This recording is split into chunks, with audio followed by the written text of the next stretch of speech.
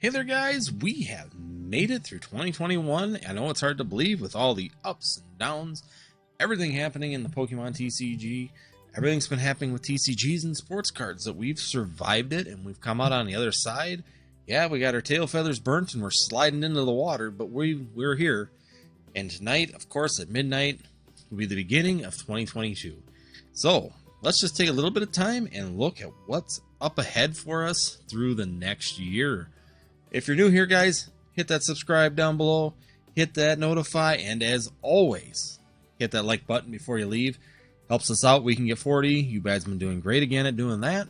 It helps us out. It gets us moving, and I greatly appreciate you doing that, and I also greatly appreciate you hitting that sub button before you leave. About 50% of you, 60% of you are still not hitting that sub button, but it'd be great for you to join the community and get involved. So today we're going to sit here and take a look at what we're going to be looking at for the Pokemon market in 2022. And it's not just the Pokemon market, guys. This will apply to just about every TCG. I know you think I do a lot with Pokemon. Yeah, I represent it and I do a lot with Pokemon, but I also work on other TCGs. I've been investing into My Heroes Academia, been investing into Flesh and Blood, been investing into some Magic stuff now. So I've been diversifying in what I'm going into. This market's making it very easy to kind of shift around and play. But one thing you have to keep in mind, coming up in the next year, the Pokemon world, the TCG world, the sports card world is not in its own vacuum. It has external sources affecting how it performs. And the one thing, as a contractor in the field, working on new homes, being involved in the housing industry, I'm seeing one major issue here in northern Wisconsin is we are seeing a drawback or a recession of sorts here. We are not seeing the secondary money coming into our market. And we have a saying up here, being a tourist area, being a secondary money hot pot. If we are the first ones to have a recession and we are the last ones to come back out of it. And it all comes down to the fact that we live on tourism. We live on these people coming up from the big cities, coming up to us and relaxing in their cabins, renting cabins, building cabins, being on the lakes, and just spending money at our local businesses. And every recession we have, we see that secondary money start to go away. And as we see that secondary money go away, of course, we start to see a recession happen where we are having lower incomes, businesses start to close, things start to shut down. Now, we're starting to see the beginning of that. Homes are not being built now. Homes are being canceled.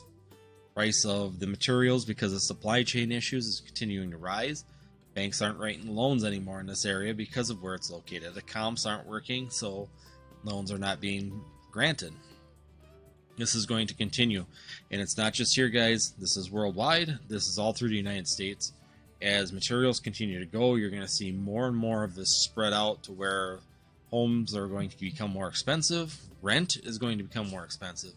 Your normal trip to the grocery store has increased. I know mine has. Everybody else's has, because of the price of goods. And this is going to affect how much money you put into, in a Pokemon. How much money can you put into Pokemon if you have to pay your rent? Or you have to buy your groceries. And I hope you're paying your rent and buying your groceries well before you're buying Pokemon. I hope you're investing into a traditional IRA or another form of safer investment. And then Pokemon's your third thing. This should be the first thing that's going to be slowing down. And that's why we're seeing this cool down really going into the fourth quarter and the beginning of next year. Now, how the government handles this and how the world handles this is going to determine how quickly that secondary money becomes available. But this is also a catch of that loss of stimulus money. People didn't save that stimulus money. People didn't plan on needing that stimulus money for this. And here we are going into tighter times and they don't have that stimulus money. They spent it all. And someone's still got to pay for it. And now we're having an issue with our debt going up and inflation rising with it. So there's a whole mess of things. And I could literally make a video just on the economy. But I really don't want to go into that kind of detail. So the next prediction I'm really seeing is next year, we're going to start out the year with Brilliant Stars coming out right away. Now, when Brilliant Stars comes out, we're going to see a small little jump, I think, those character rares, those character cards, along with the alternate art Charizard, and also some of those other fancy gold cards inside of that set are really going to bring in the attention. I know it's got my attention. It's definitely a set that I want to get into. We didn't spend a lot of money on Fusion Strike.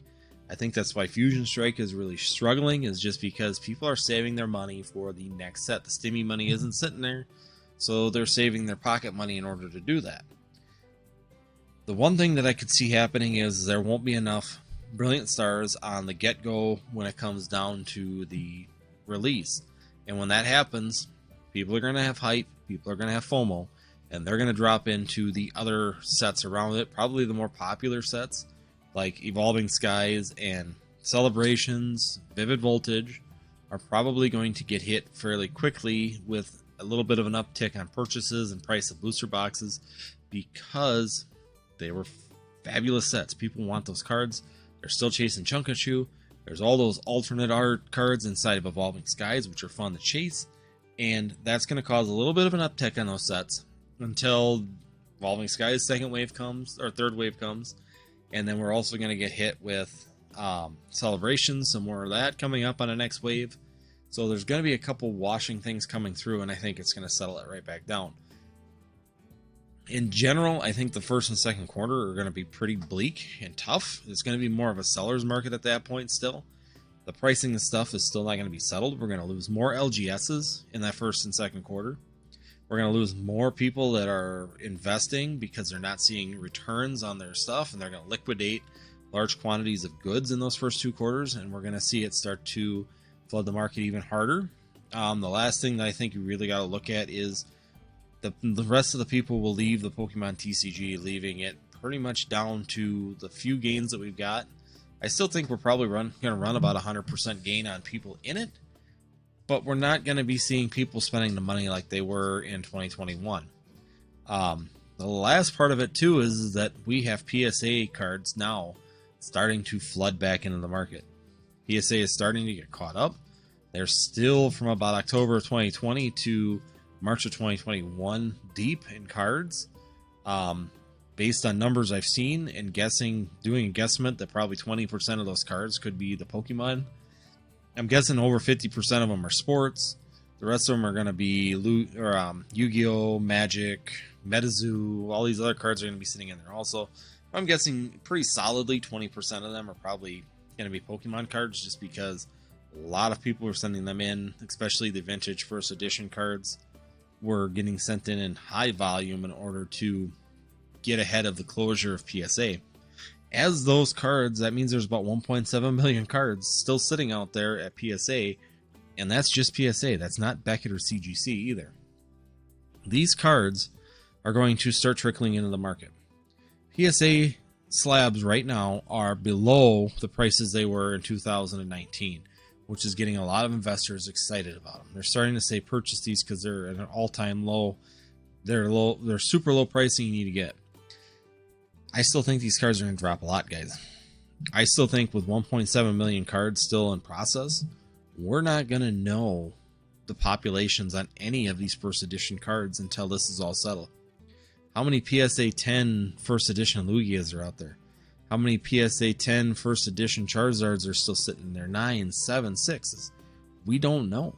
We don't know where any of these cards are going to settle until all of those cards get through. And that is going to take the first 2 quarters of next year. Right now, we've got PSA is right here working on this part of the backlog. We're here today. And yeah, it stopped in March, but there's still 1.7 million cards. I think through the first 2 quarters, you're going to see PSA take this backlog with all their new employees and start pushing it forward all the way through. And I think you're going to see that gap really tighten up at the end of the second quarter next year. So that to me means not until the third quarter are we going to know what the price of a slab in PSA should be. We're not going to know where these populations are going to fall. We're not going to know which slabs there are going to be millions of and which slabs there's going to be no population of. That's going to take time. I think that at that point, when PSA starts tightening that up and you start getting to the point where there's not very many people, the people in the hobbies are all going to die out, PSA is going to open up bulk. I think you're going to see that in the third quarter, PSA is going to open up bulk again, and probably under that $20 range. You're going to see it around that 15. I don't know if we'll see 10. Hopefully, you know, graded gem will be opened up again so we can get really good pricing with that huge bulk orders. And that's just going to be, my prediction is that we're going to see that in the third quarter. You're going to see them finally want to make money again. They're going to want to capture these cards to get them in process and start producing them through, especially with that new overhead. All these employees there, they're going to need to start bringing in some capital. So I think that's going to start to happen on that third quarter, early third quarter, maybe end of second quarter. But my prediction is third quarter we'll be seeing bulk prices of Pokemon cards definitely come back down to a reasonable level again, where you might be able to actually get something graded. I have a small treasure trove of stuff that I want to get graded. Number one, for display. Number two, because I want to keep it protected and make it look nice for my collection. So these are cards that are sitting there that need to be done, and I just haven't been able to get them in. And I know that there's a lot of people like that. The other part is too, is I still think you're going to see singles take a dive pretty hard all the way through, possibly all of next year.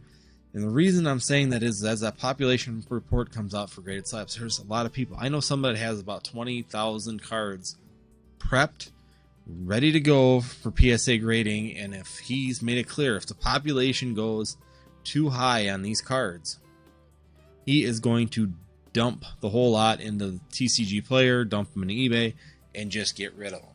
Put them out there as gem mint, ready to go, and he won't pay the money for the grading if the cards aren't going to value up to where it's worth doing it.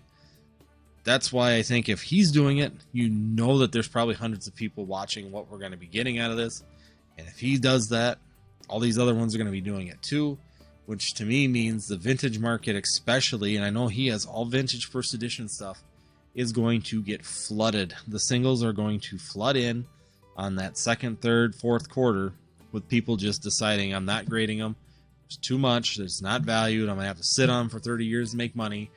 Might as well just liquidate these, get them out of here, and start moving into maybe even more modern. We might see more modern grading coming up here in the third, fourth quarter. But these are all things to consider. And I know it's been all doom and gloom, guys. I know it seems like, oh my gosh, why am I even going to hang around in this? Now listen, there is a silver lining to this. Right now, in first and second quarter, I've predicted it'll still be a selling market. People are going to be selling, liquidating, getting out of everything. If that's the case, you can be picking up things at really good prices. People are liquidating booster boxes. They're probably selling them around $85 to $90. Great opportunity to buy booster boxes. You can't go wrong with buying booster boxes under $110. Singles market is going to be great if you're looking for picking these up. You might have to hold on to them for a little bit to get some value back out of them. But if you have the extra capital and you've been saving up, boom, you're ready to go. Go down to graded cards. Come the second, third quarter into the fourth, graded cards are going to be at probably a 5 to 10 year low. You'll be able to buy graded cards at cards prices that you may not have seen because you haven't been in this long enough. Great opportunity to jump on those and put them away. And even if it takes 5 years for them to come make some profit, who cares? You bought them at such a low price, you're not going to hurt yourself. These are all things to look for, guys. These are all things that, as the silver lining of this, it's going to take time. It will. It's going to have to be patience. You're going to have to just work with the market. Use Pokedata.io. Use TCG Player graphing. StockX is great for sealed product. You can use StockX and go ahead and double check yourself. These are all places to watch that curve and be able to purchase things at great pricing. Just be patient, work through it, and just keep in mind that this is just a normal market. Watch the external sources too. Just know that if you purchase things next year, it may be extremely hard to sell next year. But if you're buying next year, you'll be able to get great prices and move it forward to where the economy starts to get secondary money again. You will be able to have a treasure trove of stuff at really good prices that you can maximize your income on it. So, like I said, guys, I'm just going to call it quits there. You know, that's my predictions. Let's see how close I am. Kind of interesting to see over the next year what we actually see. Be interesting to see if we have another movement. I don't think that Logan Paul is going to do anything. I know a lot of people still ask that. Logan Paul's burnt out. His followers are burnt out. It's going to take a new huge external source, a celebrity, someone that we would never expect in Pokemon to come into Pokemon, not related to Pokemon or to Logan Paul, and push this market up. He is not going to do it. He's not going to have the ability to do it. His followers are done. They're burnt out and they're cooked, and they've moved on. So don't expect Logan Paul to do it, but maybe someone else will come along with new followers, a new class of followers to bring them in, and they might be able to make something happen. But I don't think that's likely. But hey, anything's possible. I'm putting a silver lining, a little cherry on the cake on the cake for you guys here, just to finish her off. But if you're new here, hit that subscribe, hit that notify, hit that like, guys. Hit 40. It's great for us. Thanks for helping out. Thanks for being a subscriber this year, and we will see you next year. As always, check out these 2 videos over here. I will put them up for you for your entertainment and your enjoyment, and we will see you next time here on Northwoods TCG.